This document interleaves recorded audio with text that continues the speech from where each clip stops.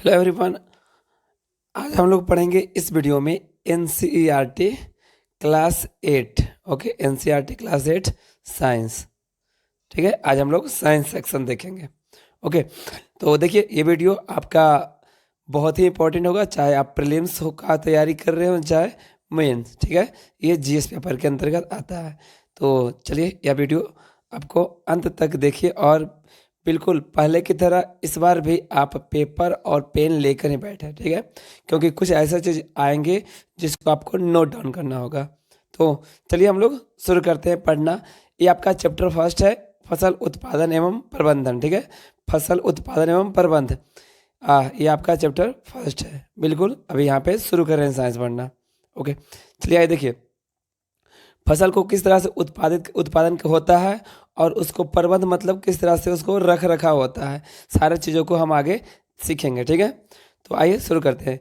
ग्रीष्मकाल में पहेली एवं बूझो अपने चाचा के घर गए। ठीक है, उसने चाचा एक किसान है। एक दिन उन्होंने खेत में कुछ औजार देखे, जैसे कि खुरपी, दराती, बेलचा, हल इत्यादि। ओके, ये आपका खेती करने का औजार है। भोजन बड़े स्तर पर उत्पादन करना आवश्यक है। मैं जानता हूँ कि हम इस औजारों का उपयोग कहाँ और कैसे करते हैं। एक विशाल जनसंख्या को भोजन प्रदान करने के लिए इनका नियमित उत्पादन, उचित प्रबंध एवं वितरण आवश्यक है। ओके, तो ये देखिए कृषि पद्धतियाँ यहाँ से देखते हैं। देखिए आप पढ़ चुके हैं कि सभी सजीवों को भोजन की आवश्यकता होती है। बिल्कुल आपको पता है इस चीज़ के बारे में कि चाहे तो दुनिया में कोई भी सजीव हो, धरती पर कोई भी सजीव हो, उसको भोजन चाहिए ही चाहिए। पौधे अपना भोजन स्वयं बना सकते हैं। क्या आपको याद है कि हरे पौधे अपना भोजन प्रकाश संश्लेषित करके करते हैं। ठीक है, यानी प्रकाश संश्लेषण की सहायता से ही पौधे अपना भोजन को बनाते हैं। ठीक है, ये आपको पता ही होगा। अब मनुष्य सहित सभी जंतु भोजन बनाने में असमर्थ है। तो जंतुओं को भोजन का स्रोत क्या है, परंतु हम भोजन ग्रहण ही क्यों करते हैं? क्या आप जानते हैं कि सजीव भोजन से प्राप्त ऊर्जा का उपयोग विभिन्न जैविक प्रक्रमों जैसे पाचन, शोषण एवं उत्सर्जन के संपादन में करते हैं। ठीक है, हम लोग भोजन का प्रयोग क्यों करते हैं कि भोजन की जो प्राप्त ऊर्जा होती है उसका उपयोग हम लोग पाचन में, शोषण में, उत्सर्जन एवं संपादन में करते हैं। ठीक है, हम अपना भोजन पौधे और जंतुओं दोनों से प्राप्त करते हैं। ठीक है, हम अपना भोजन कहाँ से प्राप्त करते हैं? तो जंतु से भी और पौधों से भी। ठीक है, ओके, चलो आगे देखते हैं। आगे आपका है कृषि पद्धतियाँ। देखिए लगभग 10,000 साल पहले की बात करें, 10,000 साल पहले तक मनुष्य घुमंतु थे। वो एक स्थान से दूसरे स्थान तक भोजन एवं आवास की खोज में समूह में विचरण करते रहते थे। वे कच्चे फल और सब्जियां खाते थे और उन्होंने भोजन के लिए जंतुओं का शिकार करना प्रारंभ किया। कालांतर में खेती कर चावल, गेहूं एवं अन्य खाद्य फसलों को उत्पादन कर सके, इस प्रकार कृषि का प्रारंभ हो गया। ठीक है, जब एक ही किस्म के पौधे किसी स्थान पर बड़े पैमाने पर उगाए जाते हैं तो इसे फसल कहते हैं। ठीक है, फसल किसे कहते हैं? जब एक ही किस्म के पौधे किसी का स्थान पर बड़े पैमाने पर उगाए जाते हैं तो उसे कहते हैं हम लोग फसल। अब इसका एग्जाम्पल ले लो, उदाहरण के लिए गेहूं की फसल का अर्थ है कि खेत में उगाए जाने वाले सभी पौधे गेहूं के हैं। आप जानते हैं कि फसलें विभिन्न प्रकार की होती है, जैसे कि अन्न, सब्जियां एवं फल। जिस मौसम में यह पौधे उगाए जाते हैं उसके आधार पर हम फसलों का वर्गीकरण कर सकते हैं। भारत एक विशाल देश है। यहाँ ताप, आर्द्रता और वर्षा जैसे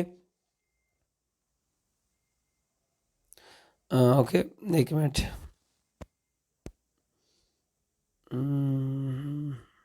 चलो हो गया। इसको देख लेते, ऊपर से प्लस करते। हाँ देखो, भारत एक विशाल देश है जहाँ ताप, आर्द्रता और वर्षा जैसी जलवायु की परिस्थितियाँ एक दूसरे से क्षेत्र में भिन्न है। यानी कि भारत के क्षेत्र, अगर पूरा भारत को ले लें तो यहाँ पे एक समय में जो है वो हर क्षेत्र में अलग अलग प्रकार के मौसम मिलते हैं, क्योंकि इतनी बड़ा आपका क्षेत्र एरिया है। तो ठीक है, तो अतः देश के विभिन्न भागों में विभिन्न प्रकार की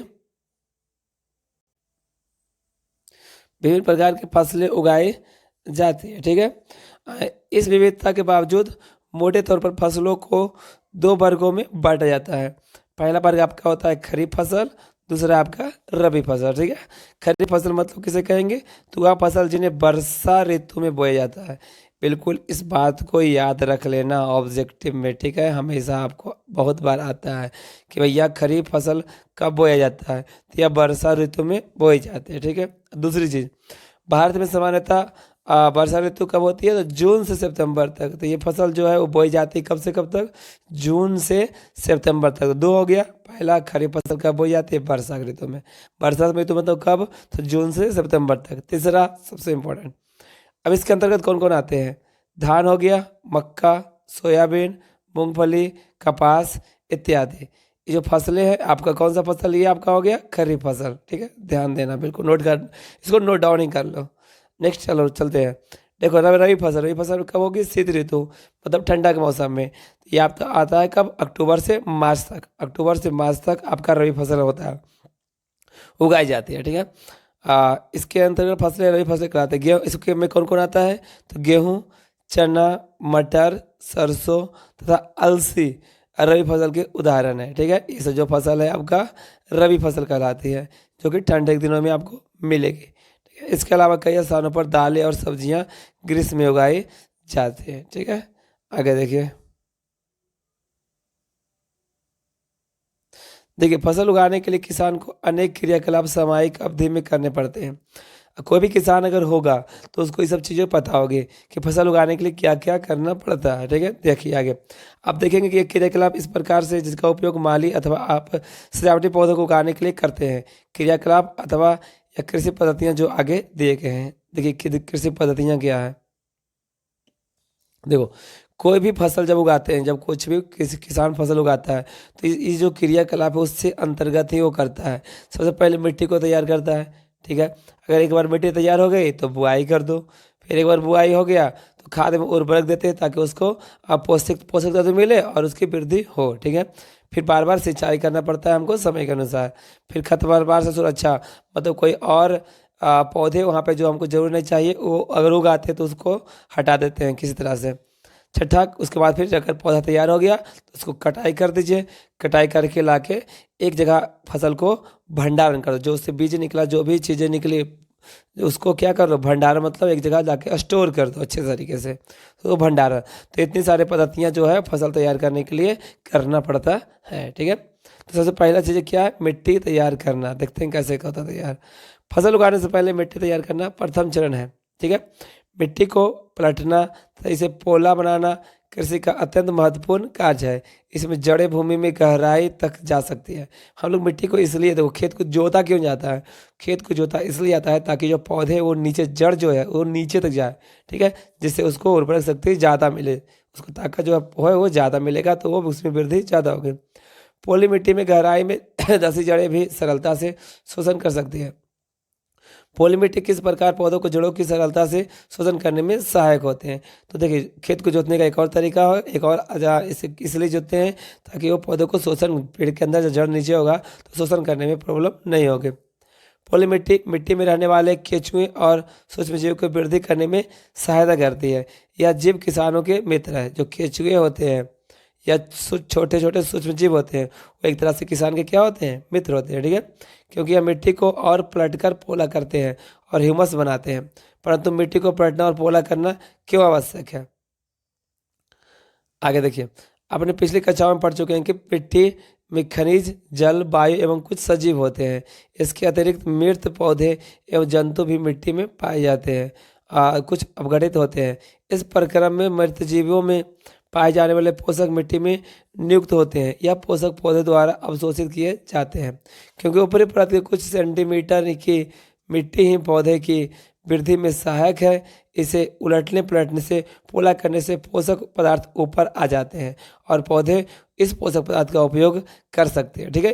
पोला करते हैं मतलब मिट्टी को उलटते पुलटते हैं, मतलब उसको जोतते हैं एक तरह से, तो इसकी इसलिए करते हैं ताकि वो उसकी उर्वरक शक्ति जो भी है वो ऊपर आ जाए और उसको पौधे अपना ग्रहण कर ले। अतः मिट्टी को उलटना पलटना एवं पोला करना फसल उगाने से अत्यंत महत्वपूर्ण है, ठीक है। चलिए देखिए, जो आप मिट्टी को उलट पलट रहे थे यानी पोला बना रहे थे, ये जो प्रक्रिया है उसे कहते हैं जुताई, ठीक है। इसे हल चलाकर कर सकते हैं। हल लकड़ी और लोहे के बने होते हैं। यदि मिट्टी अत्यंत सूखी है तो जुताई से पहले इसे पानी देते हैं, आवश्यकता भी पड़ सकती है। जूते हुए खेत में मिट्टी कि बड़े बड़े ढेले भी हो सकते हैं। इन्हें एक पाटन की सहायता से, पाटन एक लकड़ी का पट्टा होता है, उसकी सहायता से उसको बुआई करते हैं, यानी कि बराबर करते हैं, समतल करते हैं। बुआई एवं सिंचाई के लिए खेत के समतल करना आवश्यक है। यह कार्य पाटल द्वारा किया जाता है। कभी कभी जुताई से पहले खाद दी जाती है। इससे जुताई के समय खाद मिट्टी में भली भांति मिल जाती है और बुआई से पहले खेत में पानी दिया जाता है। अब जरा कृषि औजार के बारे में देख लो। अच्छे उपज के लिए बुआई से पहले मिट्टी को भुरभुरा करना आवश्यक है। यह कार्य अनेक औजार से किया जाता है। हल, कुदाली, कल्टीवेटर एक इस कार्य में उपयोग में लाने वाले प्रमुख औजार है। ठीक है, ये आपको जुताई करने का ये आपका औजार है मोटा मोटी तौर पे। तो हल के बारे में थोड़ा सा देख लो। देखो, प्राचीन काल से ही हल का उपयोग जुताई, खाद, उर्वरक मिलाने, खरपतवार निकालने एवं मिट्टी खुरदने के लिए किया जाता था। यह औजार लकड़ी का बना होता है, जैसे बैलों कोई की जोड़ी अथवा अन्य पशुओं, घोड़े, ऊंट की सहायता से खींचा जाता है। इसमें लोहे के मजबूत तिकोनी पत्ती होती है जिसे फाल कहते हैं। एक हल होता है, हल में एक लोहे का पत्ती आता है जिसे कहते हैं फाल। देखिए, ठीक है, यदि आप किसान हैं, किसान से रिलेटेड अगर हैं, आप किसान से परिवार से आते हैं, तो ये सब चीज़ों को आप अच्छी भांति जानते होंगे। ठीक है, कि हल होता है और उसमें एक फाल लगा होता है जो कि मिट्टी को काटता है। हल का मुख्य भाग लंबी लकड़ी का बना होता है जिसे हल शाफ्ट कहते हैं। इसके एक सिरे पर हैंडल होता है, दूसरा सिरा जोत के डंडे से जुड़ा होता है जिसे बैलों के गर्दन के ऊपर रखा जाता है। एक जोड़ी बैल एवं एक आदमी से सरलता से चला सकता है। देखिए, आजकल लोहे के हल तेजी से देसी लकड़ी के हल की जगह ले रहे हैं। ठीक है, देखिए, मेन रूप से ये जो हल है, अब इसका जो जानवर से, यानी कि एक बैल से चलने वाला, वो इसकी सिस्टम बिल्कुल खत्म हो चुकी है। अब इसका जगह पर कौन ले लिया है? ट्रैक्टर। ठीक है, जो ट्रैक्टर है वो इसका जगह ले चुका है। अब कौन हल से खेती जोतता है, खेत जोतता है? अब सारे लोग ट्रैक्टर यूज करते हैं। देखिए, कुदाली एक उसके बाद कुदाली देखते हैं। कुदाली एक सरल औजार है जिसका उपयोग खरपतवार निकालने या मिट्टी को पोला करने के लिए किया जाता है। इसमें लकड़ी, एक लोहे की छड़ होती है जिसे एक सिरे से लोहे की चौड़ी को मुड़ी प्लेट लगी होती है जो ब्लेड की तरह कार्य करती है। इसका दूसरा सिरा पशुओं द्वारा खींचा जाता है। देखिए, यहाँ पे ये आपका है, मुड़ी ब्लेड की काम करता है और ये इसको पकड़ के पशु जो यहाँ पर कंधा यहाँ पर रहता है और इसको आराम से खींचते जाता है। ठीक है, इस तरह से खेत जोताया शुरू हो जाता है। नेक्स्ट आपका कल्टीवेटर। देखो, आजकल जुताई ट्रैक्टर द्वारा संचालित कल्टीवेटर से की जाती है। कल्टीवेटर का उपयोग श्रम एवं समय दोनों की बचत करती है। ठीक है, यहाँ पे आजकल पहले ही बात को तो कर चुके हैं कि भैया ये आपको हल से आपका जुताई नहीं होता है, अब आपका ट्रैक्टर से ही जुताई होती है। ठीक है, तो इसके बाद देखिए आता है नंबर आपका बुआई का। बुआई फसल उत्पादन का सबसे महत्वपूर्ण चरण है। बोने से पहले अच्छी गुणवत्ता वाले साफ एवं स्वस्थ बीजों का चयन किया जाता है।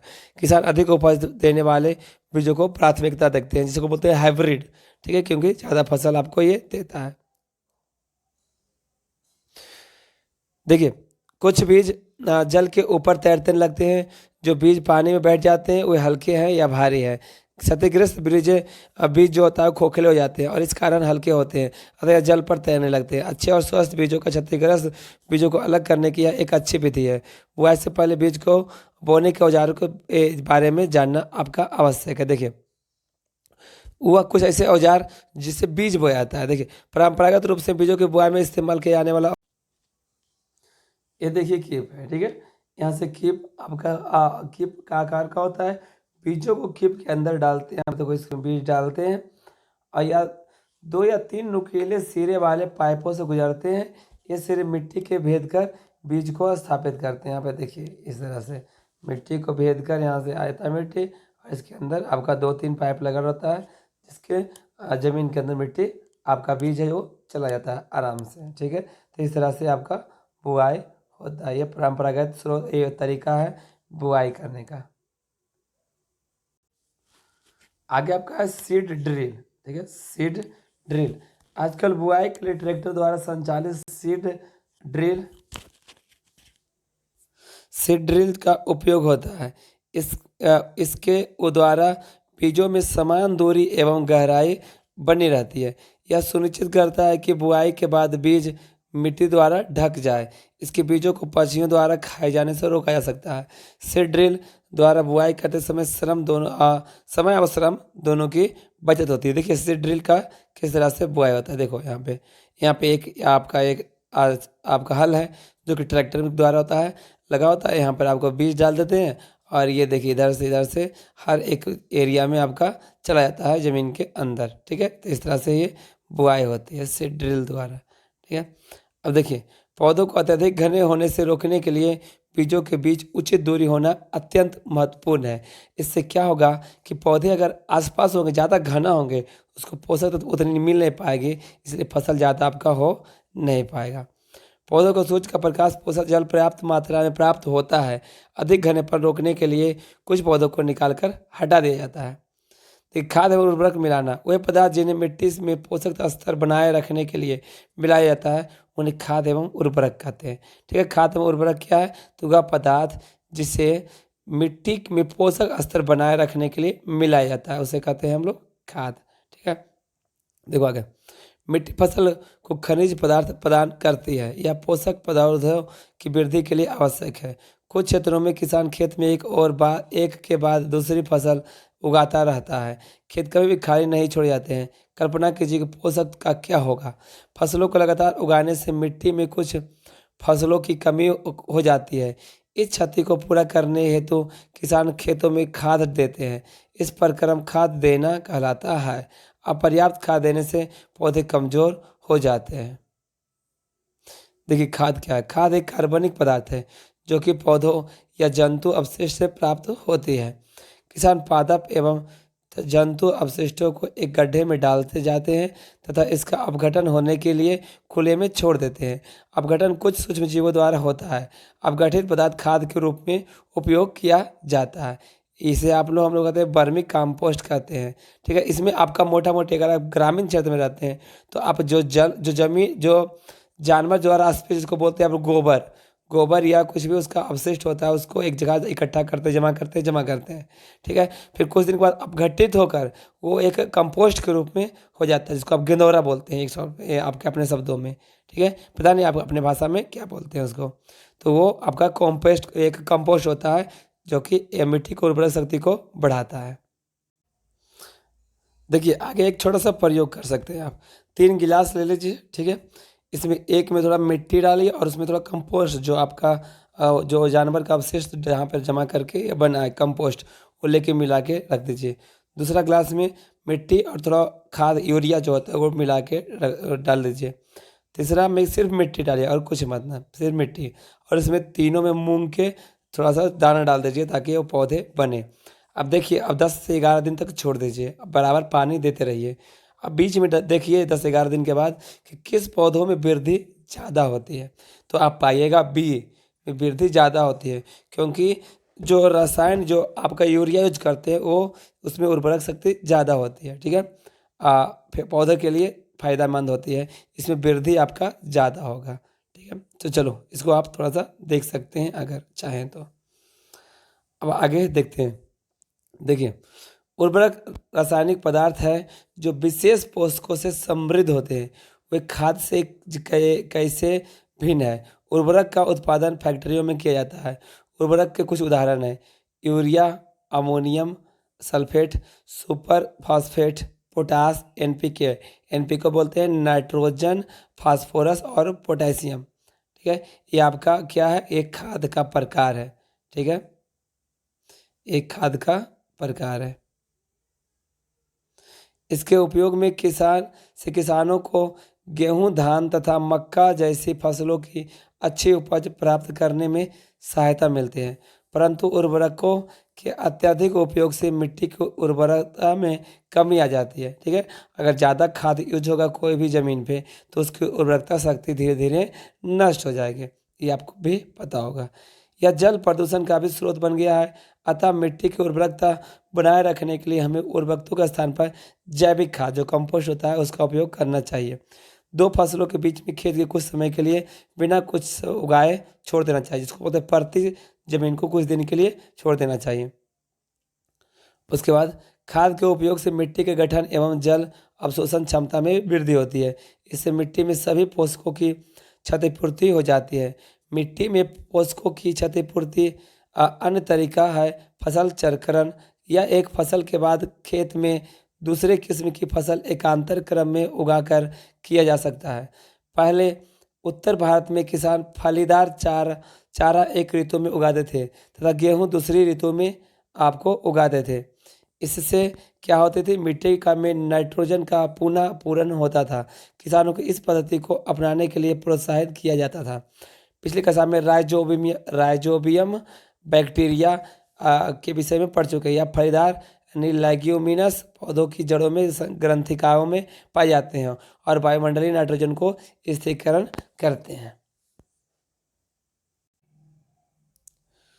आगे आपका है उर्वरक और खाद में अंतर। देखिए, उर्वरक एक मानव निर्मित लवण है। खाद एक प्राकृतिक पदार्थ है जो गोबर एवं पौधों को अवशेष के विघटन से प्राप्त होता है। उर्वरक का उत्पादन फैक्ट्रियों में होता है, खाद खेतों में बनाए जाते हैं। उर्वरक जो है वो मिट्टी को ह्यूमन्स प्राप्त नहीं करता है, यानी मिट्टी में नमी जो होता है उसको सोख लेता है। खाद से मिट्टी में नमी प्राप्त होती है। उर्वरक में पादप पोषक जैसे कि नाइट्रोजन, फास्फोरस, पोटेशियम प्रचुर मात्रा में होती है। खाद में इसके तुलना में थोड़ा कम होता है। ठीक है, तो यहाँ पे देखा खाद और उर्वरक में अंतर। अब थोड़ा आगे हम लोग देख लेते हैं कि भैया जो खाद है उसके क्या लाभ है। देखिए, जैविक खाद उर्वरक की अपेक्षा अधिक अच्छी मानी जाती है। इसका मुख्य कारण है इसमें मिट्टी के जलधारण क्षमता में वृद्धि होती है। इसमें मिट्टी भरभूरी एवं सरंध्र हो जाती है, जिस कारण गैस विनिमय सरलता से होता है। इसके मित्र जीवाणुओं की संख्या में वृद्धि हो जाती है। इस जैविक खाद से मिट्टी का गठन सुधर जाता है। तो ये आपका खाद से फायदा है, लेकिन घाटा इससे बहुत ज़्यादा है, वो आगे हम देखेंगे। अब आगे बात करते हैं सिंचाई पर। ठीक है, देखिए, जीवित रहने के लिए प्रत्येक जीव को जल की आवश्यकता होती है। पौधे की वृद्धि एवं परिवर्धन के लिए जल का विशेष महत्व है। पौधे की जड़ों द्वारा जल का अवशोषण होता है, जिसके साथ खनिजों और उर्वरकों का भी अवशोषण होता है। पौधों में लगभग 90% जल होता है। जल आवश्यक है क्योंकि बीजों का अंकुरण शुष्क स्थिति में नहीं हो सकता है। सिंचाई के स्रोत देखिए,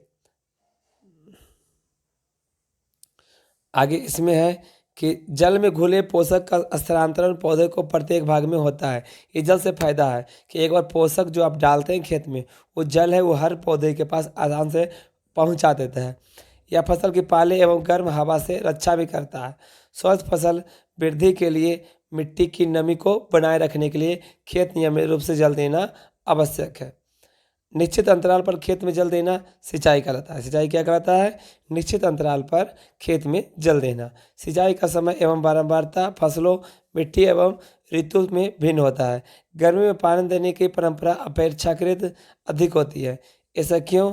क्या यह मिट्टी पातियों से जल वाष्पन की दर अधिक होने से हो सकता है? देखिए, सिंचाई का जो स्रोत है वो क्या क्या है। पहले लोग कुओं से, जलकूप से, तालाब से, झील से, नदियाँ से, बांध, नहर इत्यादि के जल स्रोत है। ये आपका जल स्रोत कौन कौन है? कुआं, ये जो पहले के लोग करते थे, जलकूप, तालाब, ये पहले। नदियाँ से अब होती है नदियाँ, बांध, नहर, अभी भी इसका उपयोग होता है। ठीक है, अब जनरली नलकूप, जो जलकूप है, इससे ज़्यादा होती है। अब जरा देख ले सिंचाई के पारंपरिक तरीके। देखिए, कुओं, झीलों एवं नहरों में उपलब्ध जल की निकाल कर खेतों तक पहुंचाने के तरीके विभिन्न क्षेत्रों में भिन्न है। मवेशी अथवा मजदूर इस विधियों का इस्तेमाल किए जाते हैं, अतः यह सस्ते हैं, परंतु यह कम तुच्छ है। विभिन्न पारंपरिक तरीके निम्न है। अब इसमें क्या क्या होता है आप यहाँ पे देखिए। अब मोट, यहाँ पे घिरनी, चेम पंप, आपका चेम पंप ये रहा, फिर आपका ढेकली, रहट, ये सब इस तरह से आपका पहले, अब ये तो परंपरा खत्म हो चुका है, अब इस तरह से सिंचाई नहीं होती थी। लेकिन इस तरह से देखो, यहाँ पे ध्यान से देखना, इस तरह से परंपरागत पहले ये कृषि का सिंचाई का तरीका होता था। ठीक है, चेम पंप है, ढेकली है, और यहाँ पे देख लो इस तरह से आपका कोल्हू की तरह घुमाया जाता था सिंचाई करने के लिए। चलो अब आगे हम लोग देखते हैं। चलो देखो, सिंचाई की कुछ आधुनिक विधियां उसको भी देख लेते हैं। सिंचाई की आधुनिक विधियों हम जल का उपयोग वित्तीयता से कर सकते हैं। मुख्य विधियां देखो, छिड़काव तंत्र, इस विधि द्वारा उपयोग कर असमतल भूमि के लिए किया जाता है जहां पर जल का कम मात्रा में उपलब्ध है। ऊर्ध्वपादपों नलों के ऊपरी सिरों पर घूमने वाले नोजल लगे होते हैं। यहाँ पे देखिए ये नोजल लगा हुआ है।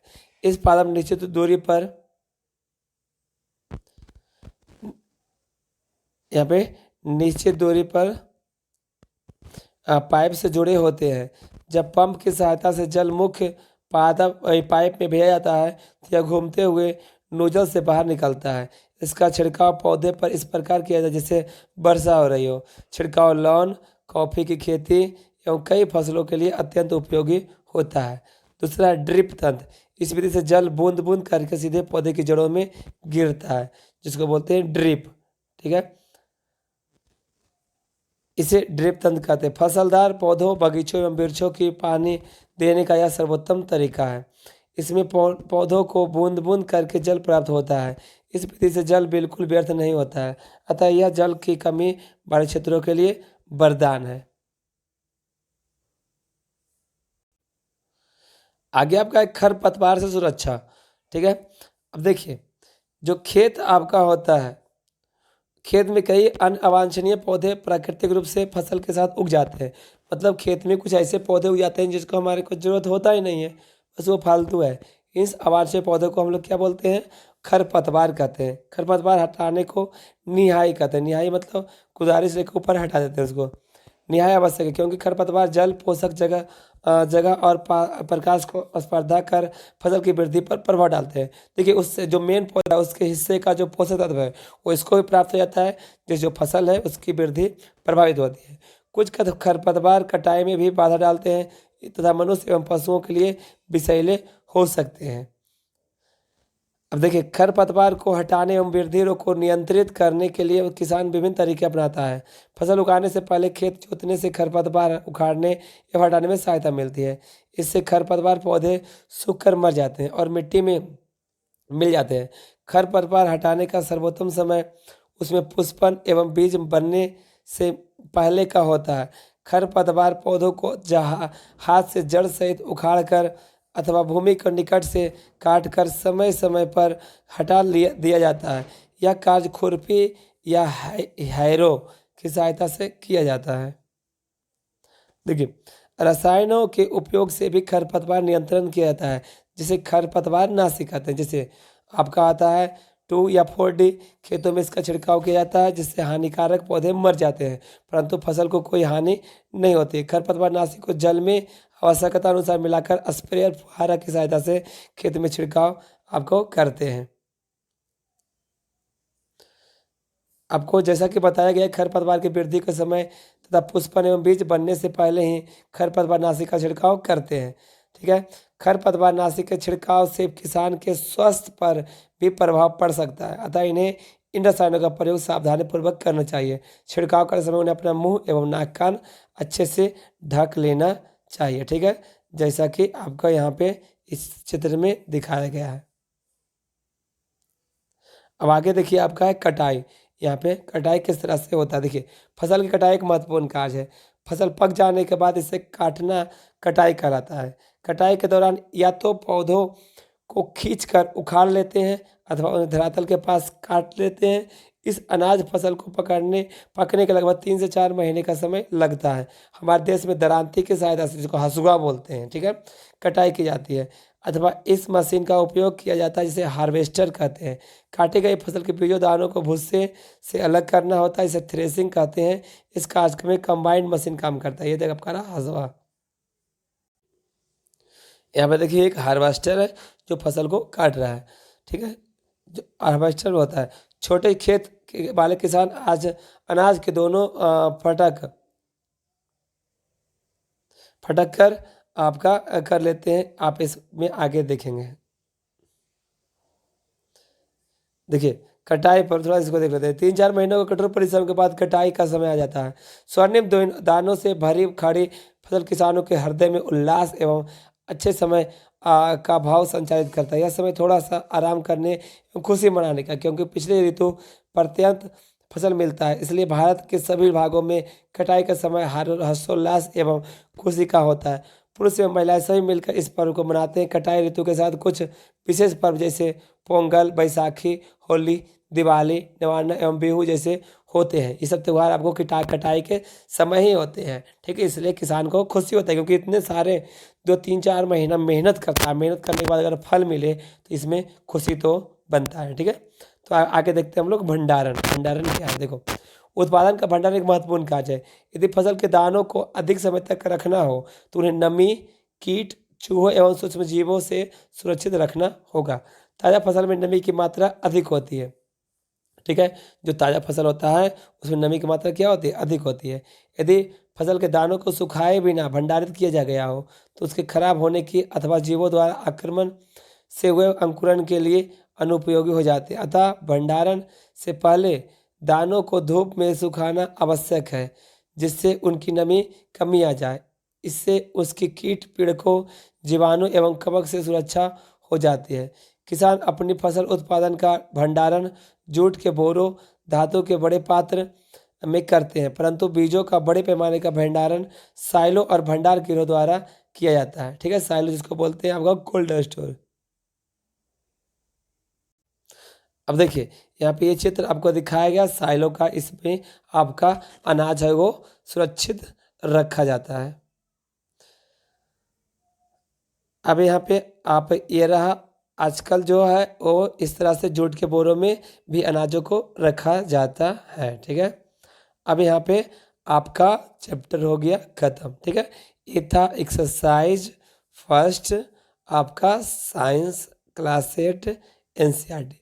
देखिए ये चैप्टर बिल्कुल बेसिक चैप्टर होता है। ये चैप्टर है ना बिल्कुल बेसिक चैप्टर। अलग बात है इसमें थोड़ा सा किसान के बारे में आपको देखने को सीखने को मिलेगा, थोड़ा सा इंटरेस्टिंग है। नॉलेज के दृष्टिकोण से आपका अच्छा है, ठीक है। एग्जाम के प्रोस्पेक्टिव सोचिए तो थोड़ा सा आपका ये कम यूजफुल चैप्टर है, लेकिन आपको एक किसान के सीखना है अगर थोड़ा बहुत किसान के लिए, तो आप इस चैप्टर को जरूर देख लेंगे, ठीक है। तो पढ़ लेंगे। तो आगे नेक्स्ट हम लोग पढ़ेंगे जो कि बहुत इंपॉर्टेंट चैप्टर है, चैप्टर 2। मिलेंगे हम लोग नेक्स्ट वीडियो में। कैसा लगा जरूर बताइएगा आपको कमेंट करके। पहली बार आए तो सब्सक्राइब कर लीजिएगा।